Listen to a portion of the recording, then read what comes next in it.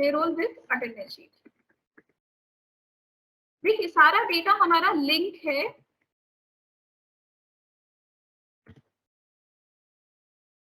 यहाँ पे हमने दिया नेम, हम सेम एम्प्लॉइज ले लेते हैं, इन्हीं के लिए हम आगे बनाएंगे।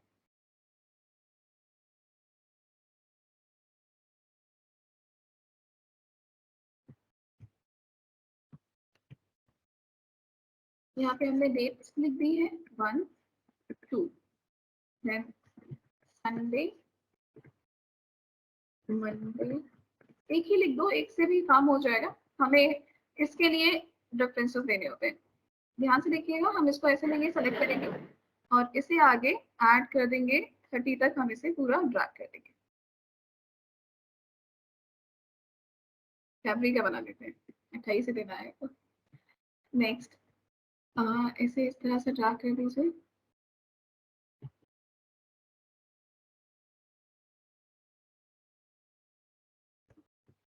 ओके ये हो गया। अभी यहाँ पे अटेंडेंस लगाना है।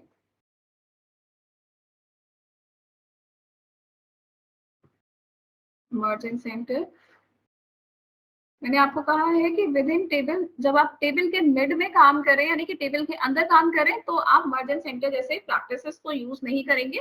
आप बाकी हेडिंग्स वगैरह पे आप इसे अप्लाई कर सकते हो, कोई प्रॉब्लम नहीं होती है, आप इजिली अप्लाई कर सकते हैं।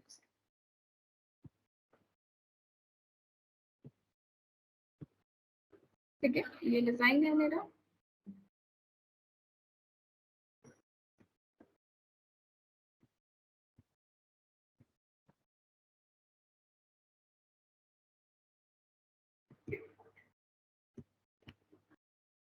अगेन यहाँ पे हमने सेलेक्ट किया, ये पूरा बॉर्डर हम अप्लाई कर देते हैं यहाँ से। इसे हमने लिया, कुछ ऐसे कलर कर दिया है और इस पूरे एरिया को लेके मैंने यहाँ से यहाँ पे बॉर्डर अप्लाई कर दिया।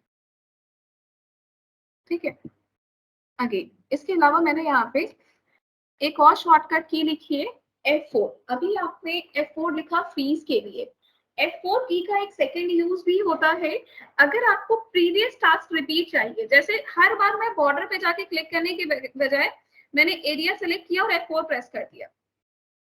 एड्रेस पे F4 प्लस करेंगे तो एड्रेस को फ्रीज कर देगा, लेकिन अगर आपने नॉर्मल बेसिस पे F4 प्रेस किया तो F4 क्या करता है, आपके प्रीवियस टास्क को रिपीट कर देता है। सबसे लास्ट में मैंने बॉर्डर एप्लीकेशन दिया था, तो जब भी मैं F4 प्रेस करूंगी तो ऑटोमेटिकली बॉर्डर्स अप्लाई हो जाएंगे। ठीक है, तो ये आपका F4 का इफेक्ट होता है। F4 शॉर्टकट की यूज की जाती है प्रीवियस टास्क रिपीट के लिए भी। बाकी मर्ज एंड सेंटर का इफेक्ट देने के लिए मैंने आपको पहले भी बोला हुआ है कि अगर आपको किसी टेबल के मिड में मर्ज एंड सेंटर का इफेक्ट देना है तो आप कलर्स को यूज कर सकते हैं। ठीक है, जो काम आप मर्ज एंड सेंटर से कर रहे हो सेम काम इफेक्ट्स आप कलर से जनरेट कर सकते हो। तो F4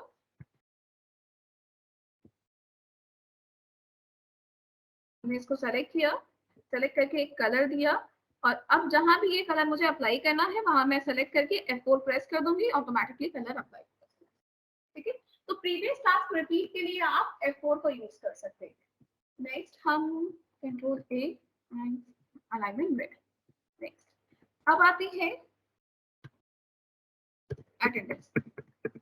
एक्सेल में सिर्फ आपके दो पैटर्न्स हैं, आपने देखा होगा कि यहाँ पे आपके पैटर्न्स में यूज किए जाते हैं, जैसे मैंने यहाँ पे लिखा P P P then P then sorry then A then H। अब मैं अगर इसे ड्रैग करूंगी ना तो ये सेम पैटर्न रिपीट करेगा। तो अगर आप किसी तरह का न्यूमेरिक पैटर्न बनाते हो तो ये सॉरी अल्फा पैटर्न बनाते हो तो ये अल्फा पैटर्न को भी रिपीट करता है, हर दो पी के बाद एक ए और एच ये ऑटोमेटिकली फिल कर देगा। तो ये अल्फा न्यूमेरिक पैटर्न्स को भी यूज करता है।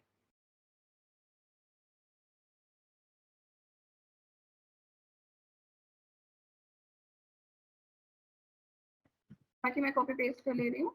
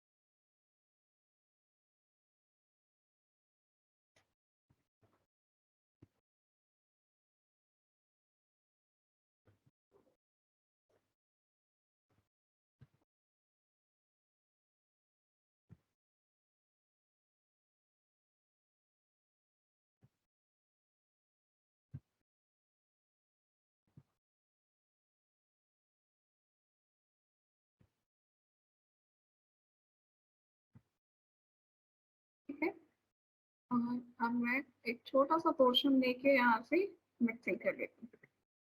इससे आपका डेटा चेंज भी हो जाएगा, सिमिलर भी नहीं रहेगा और आपको टाइपिंग भी कम करनी पड़ेगी। ठीक है, ये हो गया आपका पूरा डेटा रेडी। अब इसके बाद आपने इसमें सीखा हुआ है कि आप कंट्रोल F से काम करोगे, है ना। कंट्रोल F कह रही हूँ, काउंट इफ से काम करना सीखा है आपने इस पेरोल पे, ये मैंने सभी को बताया हुआ है। सो मैं ऑलरेडी इसमें काउंट इफ अप्लाई कर लेती हूँ। काउंट इफ फंक्शन आपका कंडीशनल बेसिस पे क्या करता है, आपके लॉजिक्स को काउंट करता है। तो मैंने टोटल प्रेजेंट की काउंटिंग के लिए फंक्शन दिया है इज इक्वल टू काउंट। थोड़ा सा जूम कर दे रही हूँ मैं। So total present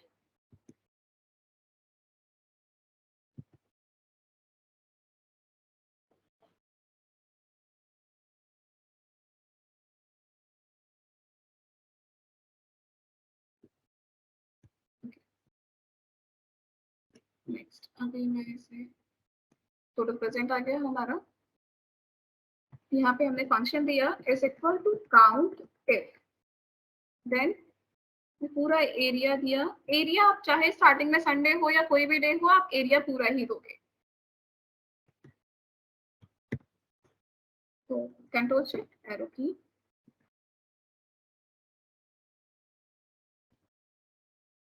okay, and comma criteria में मैंने लिखा है की अनेबल। तो टोटल प्रेजेंट आ गया है इनका 18 दिन का, और अब मैं इसको ट्रैक कर लेती हूँ। ठीक है, again is equal to count if, function आपको वन टाइम अप्लाई करना है, सो प्रॉपर फंक्शन आप वन टाइम बना लीजिए और नेक्स्ट टाइम से उसी फंक्शन को आगे ड्रैग कर दीजिए। तो मेरा फंक्शन हो गया रेंज, रेंज के बाद क्राइटेरिया में A, then bracket close, then inter.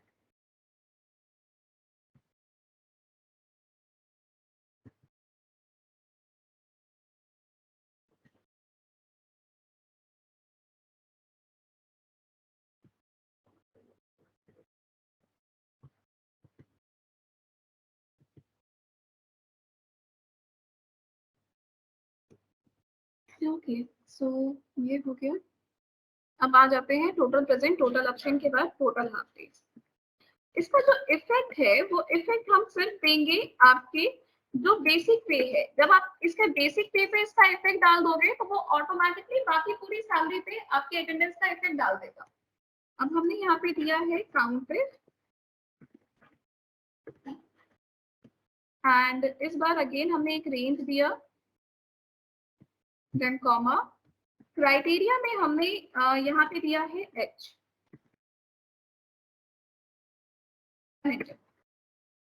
अब इसे ड्रैग कर लेते हैं, तो ये तो मेरी अटेंडेंस बन गई। ठीक है, अब पेड लीव जितनी भी है, हालांकि मैंने इसमें कोई भी लीव नहीं रखा है, बट जो भी ऑफिस की पेड लीव्स होती है उन सभी को पेमेंट किया जाता है। तो आप चाहें तो उसको ब्लैंक करके शो कर सकते हो कि ये आपकी पेड लीव है। मैंने ऐसा कोई अभी यहाँ पे इफेक्ट दिया नहीं है।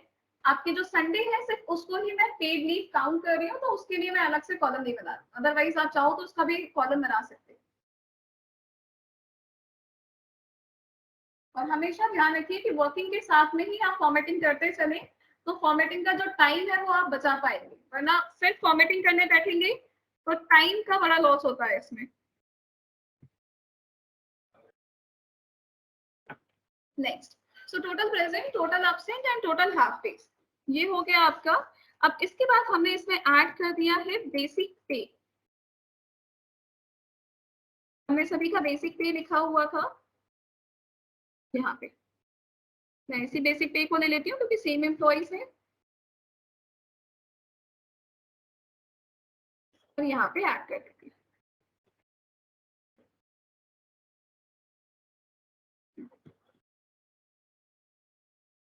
नेक्स्ट, अब इसके बाद हम आगे मूव कर लेते हैं।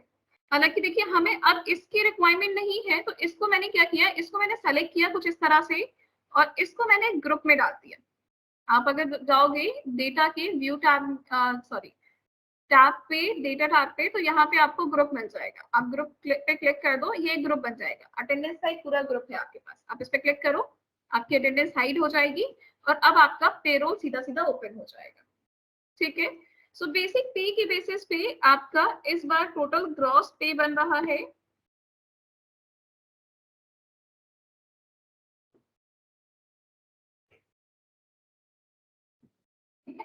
या हम यहाँ पे लिखते हैं मंथली पे। इस मंथ का जो पेमेंट है वो मंथ का पेमेंट इनके अटेंडेंस पे बेस्ड होगा। जितने दिन ये आए होंगे उस हिसाब से हम इनके बेसिक पे को चेंज करेंगे।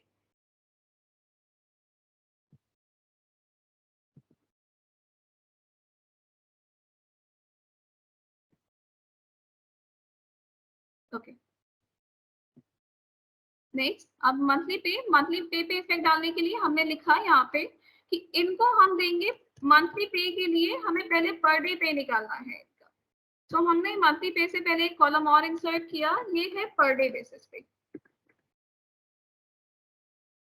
ठीक है, पर डे पे बेसिक 39,000 होता है, 28 का मंथ है तो या तो 28 लिख दीजिए, नहीं तो आपके डेट में 28 लिखा होगा। हमने 28 फिलहाल लिख दिया है। ये इनका पर डे पे है। अब पर डे के हिसाब से जो पेमेंट बनती है राम की वो बनती है आपकी per day into total present. ठीक है, और F4, तो सॉरी, हाँ ये रहा। F4 नहीं करेंगे बिकॉज सबका अलग अलग है, सबकी अटेंडेंस हमें चाहिए। सो हमने इसको एक ब्रैकेट में कर दिया। ऑलवेज अगर आप कोई कस्टम फॉर्मूला डिजाइन कर रहे हो, मतलब कोई भी ऐसा फॉर्मूला जो आपने डिजाइन किया है आपके साइंस को यूज करके, वो हमेशा ब्रैकेट्स में लिखिए अगर उसमें मल्टी स्टेप है। यानी कि सिर्फ हमें मंथली पे में अगर टोटल प्रेजेंट को ही मल्टीप्लाई करना होता तो हम ब्रैकेट्स यूज नहीं करते, अदरवाइज हम ब्रैकेट्स यूज करेंगे। ये बेस्ट प्रैक्टिस मानी जाती है, हालांकि नहीं करेंगे तो भी कोई प्रॉब्लम नहीं है, लेकिन ऐसा करेंगे तो आपके लिए वर्किंग सही होगी। अब इसमें मल्टीप्लाई कर दीजिए हाफ डे को भी इनके पर डे पेमेंट से, पर डे पेमेंट से मल्टीप्लाई कर दीजिए और इसे डिवाइड कर दीजिएगा, डिवाइडेड बाय 2। ठीक है, एक और प्लस, और एक बार फिर से हमें बेसिक पे चाहिए तो बेसिक पे इनटू जो ओवरऑल 4 संडे आए हैं उनका भी पेमेंट होगा। संडे आपकी पेड लीव में आता है और इंटर, तो ये आ गया इनका मंथली पे। अब इसके आगे आप बना लीजिए जो आपने डीए बनाया हुआ है, डीए एचआरए, और हमने बनाया था commission, gross salary, gross salary के बाद पीएफ, टीडीएस, ये सब कुछ बेसिक पे होता है। हमने इसका मंथली बेसिक पे निकाल दिया है। डीए में हमने कहा कि 65% देंगे तो this value into 65% and enter and grad HRA is equal to monthly pay into 35%। जैसा कि मैंने कहा कि फॉर्मूला में अगर मैं लिख दूंगी तो वो चेंज भी नहीं होगा और उसे फ्रीज भी नहीं करना पड़ेगा। तो जैसी आपकी रिक्वायरमेंट होगी उस रिक्वायरमेंट बेसिस पे आप काम कर सकते हैं। अगेन कमीशन में हमने डैश रखा हुआ है। मार्केटिंग के 3 एम्प्लॉइज थे, एक बार चेक कर लेते, हालांकि यहाँ डिपार्टमेंट डाल देते तो इजी हो जाता। सोहन, मोहन एंड सिद्धि। तो सोहन का 2500 एडिशनल,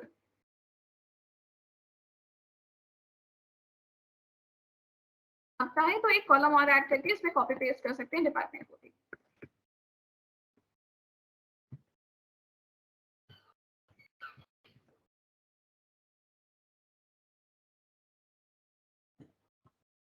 ओके, ये हो गया। ग्रॉस सैलरी हमारी इज इक्वल टू हम ब्रैकेटों पे, और ये हो गई आपकी gross salary and inter. Next PF. अब पीएफ के लिए जैसा कि आपको बताया गया है सैलरी का 20% या 10% जो भी आपको देना है पीएफ में। ये हो गया पीएफ, ये हो गया TDS, this one multiply by 10%। इसमें हमने कहीं पे भी सेल को यूज नहीं किया है, सब में फॉर्मूला टाइपिंग की है। फॉर्मूला टाइपिंग को फ्रीज नहीं करना होता है बिकॉज फॉर्मूला में टाइप डेटा कभी भी सीरीज क्रिएट नहीं करता। Again gross salary minus PF minus TDS और एंटर, ये आपका इन हैंड आ गया।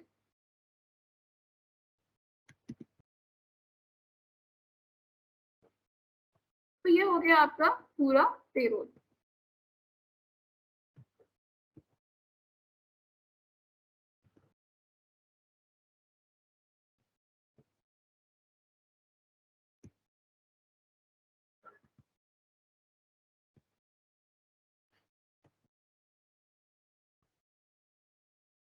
अभी आप इसे सेलेक्ट कर लो, बाकी अपना फॉर्मेटिंग जो भी आपको करना है कर लीजिए। क्लियर है ये आपको? तो ये आपका कौन सा पे रोल हो जाएगा? ये आपका dynamic basis sorry payroll with attendance sheet है। अभी डायनेमिक में आएंगे, डायनेमिक में हम पूरा असाइन करते हैं, यानी कि जो रियलिटी में लॉजिकल पेरोल होता है वो हम इंसर्ट करते हैं अलग अलग कैटेगरी बेसिस पे। ठीक है, फिलहाल अभी आप इसी की प्रैक्टिस करेंगे, तो ये आ गया आपका पेरोल।